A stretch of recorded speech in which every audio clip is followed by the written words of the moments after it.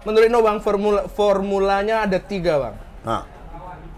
Yang pertama, yang jadi game changernya nanti, yang pertama adalah cawapres. Ya. Oke. Kita lock. Yang kedua, yang jadi game changernya adalah basis pendukung. Dan yang ketiga, game changernya adalah... Ya, gimana? Kalau pendidikan politiknya macet gimana? Ya macet semuanya. Jangan berharap kita punya pemimpin yang berkualitas kalau pendidikan politiknya masih gitu-gitu aja. Ibu Susi Pujiastuti itu adalah bisa jadi adalah seorang game changer Pilpres 2024. Gimana kalau ternyata cuma 2 capres nanti? Kalau 2 capres ya kita dukung. Kalau tanpa Anies ya kita dukung Pak Ganjar.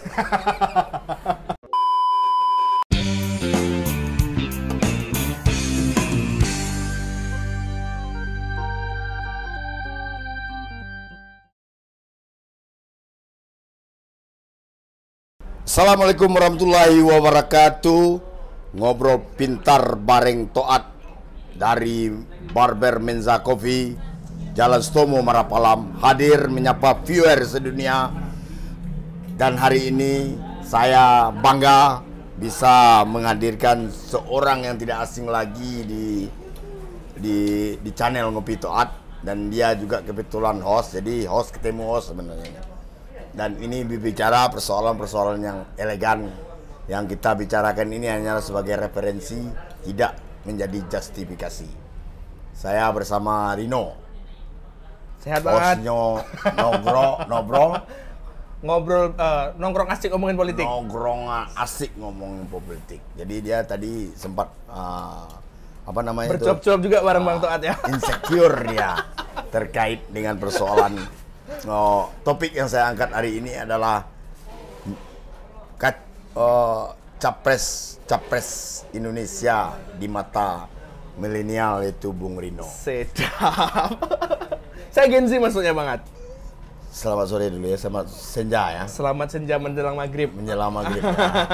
Saya bangga saya bisa mengeksplor Anda sebagai seorang. Jangan Apo, ini persoalan ini 3 capres semakin gadang gitu. Betul.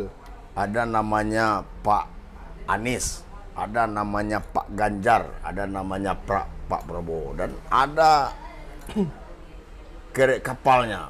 Tiga orang ini sudah ada kapal-kapal pesiarnya sebenarnya. Betul. Untuk menuju lautan pendaftaran ke KPU RI. Tapi hari ini pun wapresnya juga belum ada. Nah, itu pertama. Tapi sebelum itu masuk, saya melihat dari pandangan, dari analisa Bung Rino terkait dengan 3 capres ini, dikaitkan dengan pemilih milenial yang luar biasa banyaknya di Republik ini.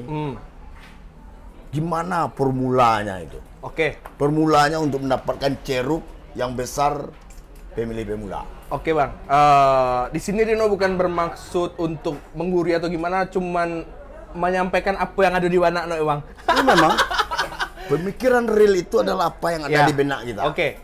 Menurut Rino Bang, formulanya ada 3 Bang. Nah. Yang pertama, yang jadi game changernya nanti, yang pertama adalah cawapres. Ya. Oke. Kita lock. Yang kedua, yang jadi game changernya adalah basis pendukung. Maksudnya, kalau misalkan cawapresnya udah ada, bakalan kelihatan tuh, ini didukung oleh kelompok mana, golongan mana, dan segala macam. Dan yang ketiga, game changernya adalah sosial media. Kenapa sosial media? Kalau nggak salah Bang, lebih dari 50% itu yang bakal daftar DPT ya namanya. DPT untuk pemilu 2024 itu lebih dari 50% milenial, Bang. Generasi Z. Milenial dan Gen Z. Oh, Gen Z ya. Ya. Emang tahu sendiri, pemilih pemula kan lahan basah, Bang. Oke. Yang poin ketiga dulu kita itu ya Bang, kita coba kupas ya. Karena mungkin yang lebih saya berbelajar, saya berpikiran. Ini kalau dibiarkan liar pemilih pemula ini, dan ternyata didapat oleh satu capres, Ya. ini menang. Nah, itu. Nggak ada anunya lagi. Nggak ada counternya lagi. Nggak ada counternya lagi. Ya. Oke, kita lihat, kita fokuskan aja ke yang ketiga, mungkin di situ Rino sedikit lebih mengerti ya, Bang. Ya, media sosial. Media sosial. Kunci merengkuh milenial pilih capres. Betul. Nggak bisa kita mungkirin, Bang. Milenial dan Gen Z itu lebih dari separuh harinya megang gadget. Survei lo itu. Saya pernah membaca survei, cuman lupa saya nggak berani juga menyatakan. Ya, saya tahu itu. Mereka itu milenial dan Gen Z itu berselancar di dunia maya terus. Ya. Sosial media, Ya. Instagram, Ya. TikTok, Facebook segala macam. Ya. Pemilih pemula itu kan lahan basah tadi, Bang. Ya. Masih gampang banget untuk dipengaruhi. Yes. Dan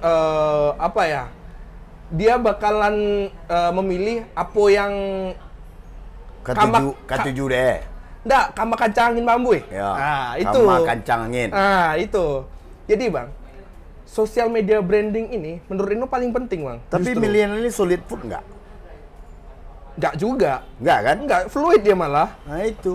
Ya itu makanya karena Jadi, lahan basah cara tadi. kita merengkuh dan mengikatnya itu gimana? Menurut saya, Bang, kalau pandangan Rino dalam branding di sosial media, sampai sekarang Pak Ganjar belum ada lawannya. Kita lihatlah di TikTok berapa juta followersnya. Wow. Di Instagram beliau masih aktif berkonten, walaupun dalam rangka berkegiatan segala macam beliau jadikan konten kan sering juga nongol di FYP orang-orang. Kalau di TikTok, Bang Toat kan main TikTok juga nih. Iya, tapi kan sering dibully orang. Ya itu. Itulah kekurangannya masyarakat kita, Bang. Handphonenya udah cerdas, tapi pemikirannya kadang belum secerdas handphonenya. Oh, handphonenya canggih ya. Ya. Keluaran terbaru ya. Itu. Samsung 5 Fold ya. Ini saya sudah pesan sama produser, belum keluar-keluar juga itu. Aduh. Jadi gini, No. Oke, Bang. Kita lahan basah adalah pemilih milenial. Ya. Tapi labil dalam menentukan pilihan. Ya, milenial ini. masih gampang dipengaruhi, betul. Selain itu, apakah milenial ini partisipatifnya untuk ke TPS mencoblos tinggi nggak? Justru paling tinggi. Masa sih? Pemilih pemula terutama. Serius? Kenapa? Dia pengalaman pertama, Bang. Nggak, pikirannya kalau nggak ada yang cocok, nggak usah ke TPS aja gua. Oh, enggak gitu. Karena dia pengalaman pertama. Abang dulu pertama kali lakukan itu enggak tertarik. Experience. First experience itu. Dia akan menjadi catatan hasil hidupnya. Lo, gue nih. Kode kadang kode ikut nyoblos. Oh, itu ya. Itu yang pemilih pemula. Jadi akan kasihan kita kalau melihat pemilih pemula itu tidak menggunakan pengalaman pertamanya itu. Bukan kasihan. Mereka bakalan menggunakan itu semaksimal mungkin karena kalau dia ke TPS dia kan kasihan kita. Iyalah, kasihan lah. Dan yang bikin sedih, Bang. Reno kan juga pernah jadi pemilih pemula nih, Bang. Yang bikin sedih adalah milenial sekarang itu apalagi Gen Z, tipenya itu bukan yang bukan yang Bang, bukan yang cari informasi segala macam. Apa yang lalu saya di sosial medianya. Jadi yang kurang adalah pendidikan politik. Jadi orang-orang politisi, partai politik, atau KPU, ataupun segala pihak yang terkait, atau bahkan mahasiswa-mahasiswa ilmu politik, dan semua yang concern dengan politik, pendidikan politik pemula itu kunci loh. Menurut Rino itu, Bang. Karena Rino dulu nggak dapet, Bang. Di sekolah, belajar politik cuma di PPKN. Sekali seminggu. Itu pun pembahasannya bukan soal yang politik praktis. Ya, tapi kadang-kadang kan dalam mengendorse pemilih pemula untuk berpolitik, mempelajari politik itu, kalau dengan gaya-gaya jadul kan nggak masuk juga bagi mereka. Ya, karena harus ada konten-konten yang revolusi. Iya, betul. Untuk merasuki kepalanya. Kalau cara-cara KPU mensosialisasi dengan pemilih pemula, saya rasa akan dilengahkan oleh pemilih pemula. KPU kan nggak sendirian, banyak orang yang berdiri di belakangnya. Berapa banyak komunitas-komunitas pecinta demokrasi? Ya, betul. Kenapa nggak kita libatkan? Contohnya, junior-junior saya di kampus tuh, jurusan ilmu politik FISIP Unan tuh, mereka misalkan dikasih kesempatan, yakin saya bakalan excited untuk ngelakuinnya, Bang. Karena mereka juga punya misi untuk mencerdaskan kehidupan politik masyarakat. Sebagai bentuk pengabdian Nah, Tridharma Perguruan Tinggi kan salah satunya pengabdian masyarakat, Bang. Termasuk ketika Anies datang ke FISIP itu luar biasa ya? Nggak ikut-ikut saya. Nggak ikut, kan nonton kan? Ya, oke lah gitu, lumayan lah. Berani dia berhadapan dengan milenial. Iya. Tentu dengan pola para calon ini pola berhadapannya tuh pola yang berbeda pula. Betul. Ya kan? Ya. Nggak mungkin dia textbook, nggak mungkin dia nggak kemakan, Bang. Nggak kemakan. Berbahasa ilmiah tingkat tinggi, nggak mungkin juga, nggak kemakan, Bang. Apalagi Gen Z, Bang. Sekarang ini kan Gen Z itu kalau nggak salah mulai dari 99, Bang. Itu teman-teman Gen Z itu berarti teman-teman sepantar Rino ya. Sorry kalau misalkan salah, mohon dikoreksi. Nih, Rino kasih di sini biar repot editornya. Gen Z dari tahun berapa sampai tahun berapa. Nah, Gen Z itu kan mungkin sedikit berbeda dengan generasi Bang Ad yang mau untuk ngulik sesuatu gitu. Dia harus disuapin, Bang. Kebanyakan seperti itu. Bukannya Rino mendikotomi segala gimana. Dia. Padahal dia punya perangkat. Kenyataannya kayak gitu, mesin Bang. pencari dia di tangan dia. Betul. Mahasiswa baru sekarang, mahasiswa yang apalagi teman-teman yang angkatan setelah COVID, masa SMA-nya nggak ada loh, Bang. Betul nggak? Oke. Tiap hari berhadapan sama tablet, laptop, nggak ada kesempatan untuk bersosialisasi. Oke. Jadi kan disuapin terus, Bang. Pola itu yang ngebentuk. COVID itu game changer juga sebenarnya.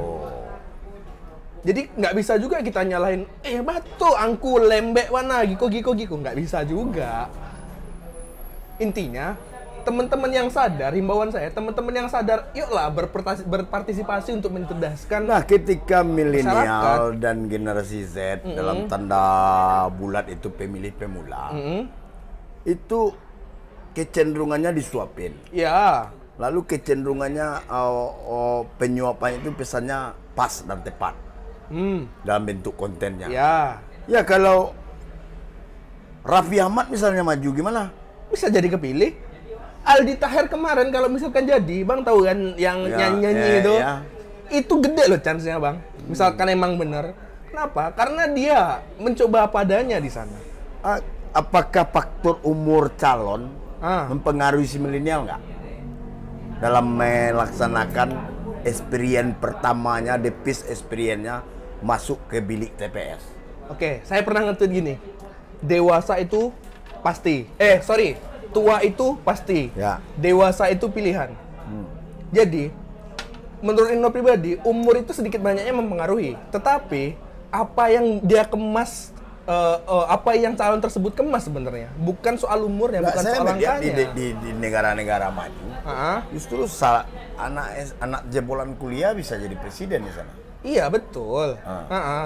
Tapi di kultur politik kita, rata-rata yang jadi capres itu di atas 50.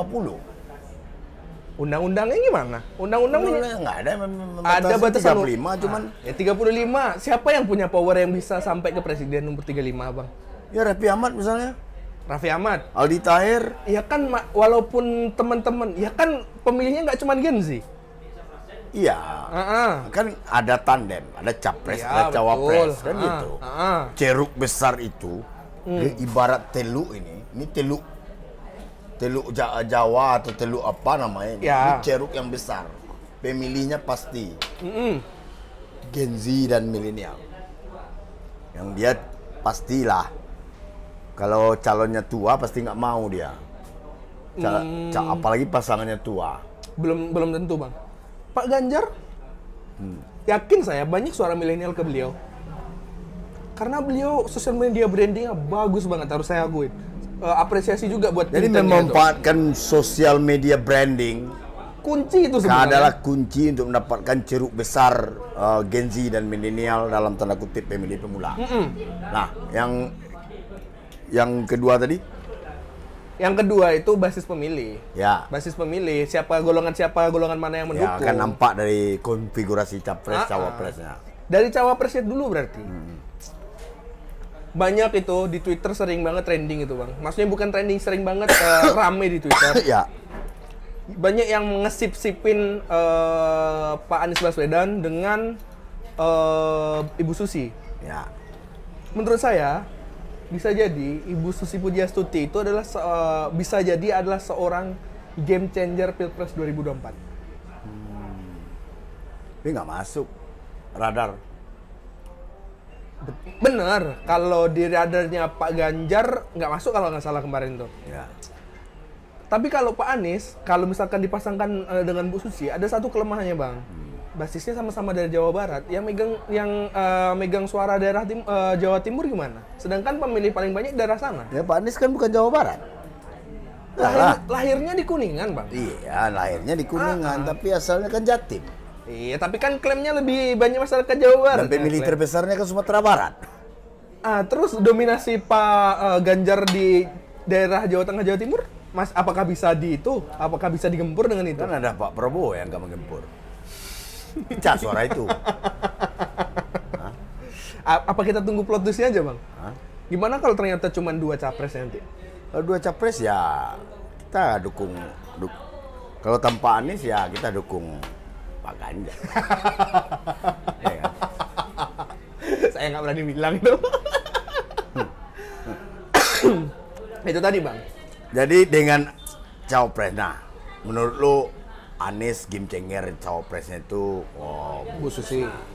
Kalau Pak Prabowo gimana? Pak Prabowo mungkin di antara ketiga capres itu kalau balik lagi ke poin sosial media, Pak Prabowo justru yang paling itu ya Bang, paling Dikit ya? paling dikit dan belum kemakan sama masyarakat, sama Penetrasi sosial medianya lemah? menurut saya paling lemah. Astagfirullahaladzim. Justru paling lemah Bang. Ya. Pak Anies sering trending kok di Twitter segala macamnya. Yes. Itu kan walaupun bukan patokan bisa jadi salah satu bukti penetrasi ke sosial media gitu. Harus kita akui Pak Prabowo prestasinya luar biasa. Terus Pak Anies ya kalau dibanding ketiga mungkin ke nomor 2 lah. Kalau dari untuk lingkup sosial media ya. Itu.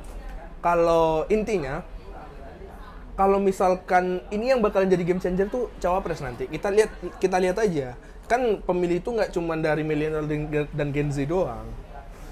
Balik lagi di sini sharing doang, bukan menggurui apa gimana gitu. Bukan menggurui, tapi ini saya aja baru dapat istilah game changer itu dari Bro Rino ini sebenarnya. Saya nggak tahu juga itu apa itu game changer. Saya berputar otak saya sambil dialog tadi sebentar ini. Nah, yang saya jadi kata kunci tadi, yang saya banggakan tadi, ternyata pemilih pemula itu tidak akan rendah partisipasinya. Ya. Ke bilik suara di TPS karena dia ingin mengaktualisasikan dirinya. Ya. Ini loh pengalaman pertama saya sebagai warga negara menggunakan hak pilih di pemilu 2024. Kita lihatlah besok tanggal 14 Februari berapa banyak teman-teman pemilih pemula yang habis celup tinta bikin Instastory, Bang. Kita lihat besok. Itu buktinya ya. Kita lihat besok. Karena lu akan diakui sebagai warga negara yang menjalankan hak konstitusi ketika jempolnya pakai Tinta ungu tuh. Luar biasa ya. Itu. Kondisi ini sebenarnya harusnya dipahami baik oleh KPU, baik partai politik, baik para relawan-relawan ya. Dan memang kita akui kalau Pak Ganjar luar biasa. Saya setiap simpang keluar ke jalan utama lanjutkan dengan Pak Ganjar. Wah, luar biasa kan? Ya. Spanduknya, pesannya itu singkat, padat tapi tepat. Nah, gitu. Nah, yang kedua, Sampai ya. kemudian pesan lewat media sosial.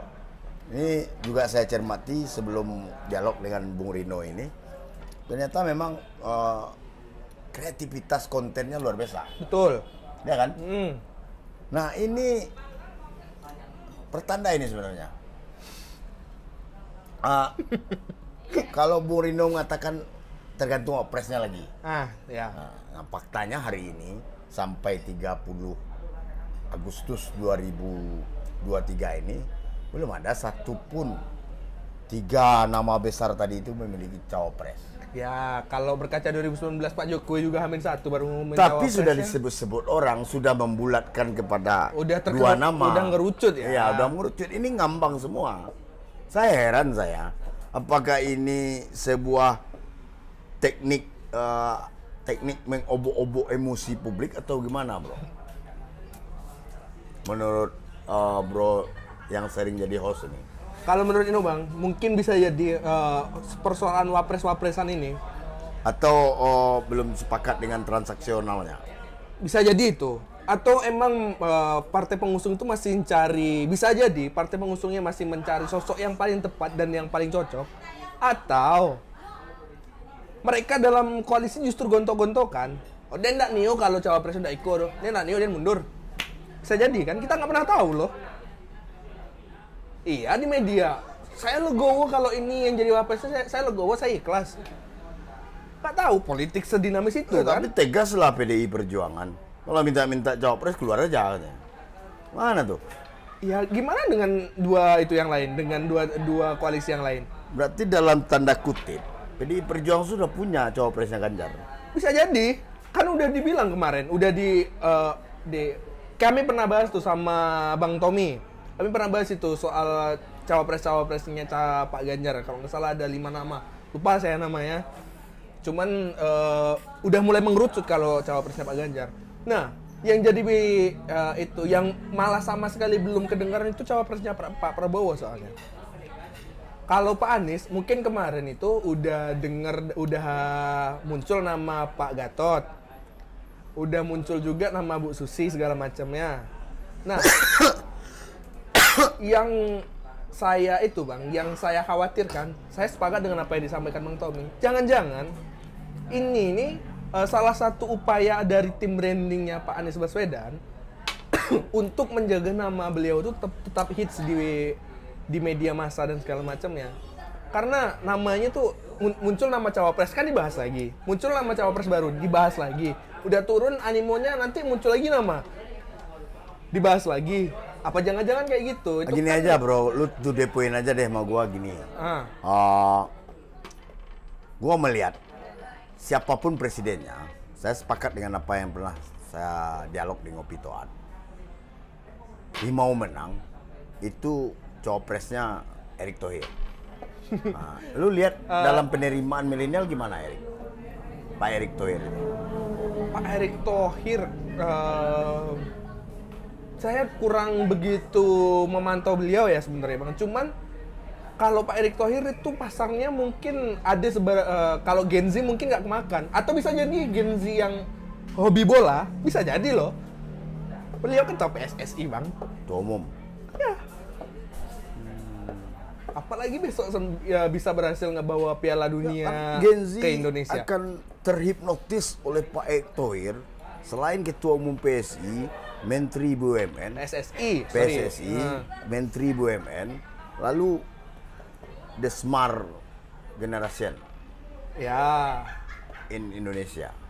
betul. Sepakat kalau itu ya sepakat. Yang punya klub bola besar Apakah juga itu kan? tidak masuk dalam indikator seorang Gen Z atau milenial dalam menentukan, wah ini gua aja deh kalau Pak Erick jadi cawapresnya Pak G, Pak A atau Pak P, gua pilih itu deh. Tapi kalau yang saya lihat justru Bu Susi loh Bang. Lu berapa banyak dibayar Bu Susi sih? Serius, aja Bang? enggak lu. Bener saya nggak kenal, cuman acok mana beliau kok namanya tak sabut di Twitter Bang, di sosial media Twitter. Soalnya lu masih main Twitter kan? Ya. Di beliau tuh maksudnya Tapi kan Twitter udah shelter. Milenial kan sudah beralih ke IG. wah masih banyak Bang, pasti banyak yang main Twitter sekarang. Weh masih rame sekarang itu. Namanya sekarang udah bukan Twitter sekarang. X. Kayak situs apa gitu. X. Nggak nge-tweet lagi sekarang, nge-X sekarang. Jadi nggak ngefek. Ada, pasti ada. Kayak milenialnya maksud gue. Ada, pasti ada. Pak Erick. Pak Erick bisa jadi. Tapi lebih ngefek Susi. Kalau yang Annabel Rino, analisa Gembel Rino bisa jadi lebih strong buat Susi. Udah Rino bilang tadi juga tadi, udah Rino bilang juga tadi kan, Bu Susi bisa jadi game changer. penukar pola permainan di itu nanti di Pilpres nanti bisa jadi. Oke deh, hostnya nampol yang luar biasa. Si belajar bang. Game changer apa? Changer. Game changer. Milenial itu mampu menjadi sebuah ceruk besar ketika game changernya pas. Ya. Dan saya yakin kaum milenial atau Gen Z-nya Indonesia ini tidak menganggap Capres pemilihan presiden 2024 itu suatu hal yang tidak menarik. Saya yakin. Ya, Pasti betul. menarik. Karena mereka punya perangkat media sosial yang luar biasa. Betul. Dan kehidupannya mungkin setengah atau 3/4 hidupnya itu tak lepas dari dunia maya atau gadget. Dari jari dia tahu semuanya. Saya meyakini, tapi itu ketika para calon presiden cerdas, melakukan penetrasi, cerdas dan tepat dalam membuat kontennya. Dan ini tentu harus menjadi pemikiran bagi tim-tim kreatif para tokoh bangsa yang disebut menjadi the next leader Republik ini. Kata kunci terkait dengan milenial dan Capres 2024 itu apa, bro? Kata kuncinya pendidikan politik. Justru itu. Ya, gimana? Kalau pendidikan politiknya macet gimana? Ya macet semuanya. Jangan berharap kita punya pemimpin yang berkualitas kalau pendidikan politiknya masih gitu-gitu aja. Pendidikan politik, dan itu bisa dilakukan baik oleh KPU, baik oleh partai politik, maupun oleh Capres itu sendiri. Ataupun justru kawan-kawan mahasiswa atau semuanya yang cinta dengan demokrasi kita ini. Saya ngajak semua teman-teman kita kan di Ngopi Toat Channel ini kan juga salah satu upaya untuk mencerdaskan kehidupan berdemokrasi bangsa besar yang kita cintai ini. Kalau misalkan sosialisasi langsung itu membutuhkan dana yang besar segala macam, ya berkonten di sosial media gitu. Yang gimana maksudnya mencerdaskan kehidupan politik segala macamnya. Karena di sekolah itu nggak selesai deh sekolah itu bang untuk pendidikan politik itu. Dangkal mana? Ibaratnya kulit saya lentak kubak lah gitu. Apalagi sampai kaisinya gitu. Itu sih. Sekali lagi teman-teman semuanya yang peduli dengan demokrasi, yuk mulai bersosialisasi, mulai mencerdaskan kehidupan politik. Apalagi untuk pemilih pemula yang sangat lahan basah, lahan subur untuk para politisi di tahun 2024 nanti. Itu aja kunci. Oke, terima kasih yang sangat luas kepada Bung Rino yang telah menyediakan waktunya untuk menjadi narasumber di Ngobrol Pintar Bareng Toat di Menza Barber and Coffee, Jalan Stomo, Marapalam, Kota Padang. Saya bangga bisa menjadi menggali, mengeksplor anak bangsa ini, putra dari mana lo? Damasraya bang. Putra Damasraya ini yang sangat luar biasa. Dan yang jelas satu hal yang penting, bahwa biar paketnya rugi tapi menghasilkan sebuah hal yang besar bagi kemajuan demokrasi negara tercinta kita ini. Malam, billahi taufiq walhidayah. Assalamualaikum warahmatullahi wabarakatuh. Waalaikumsalam. Thank you, bro. Terima kasih banyak Bang Ad ilmunya.